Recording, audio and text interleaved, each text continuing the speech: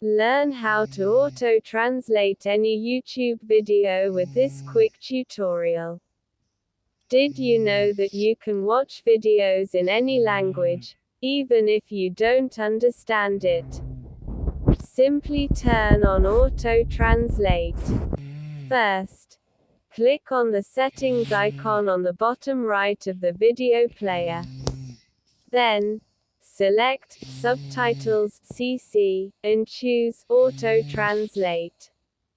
From there, pick the language you want to translate to and voila!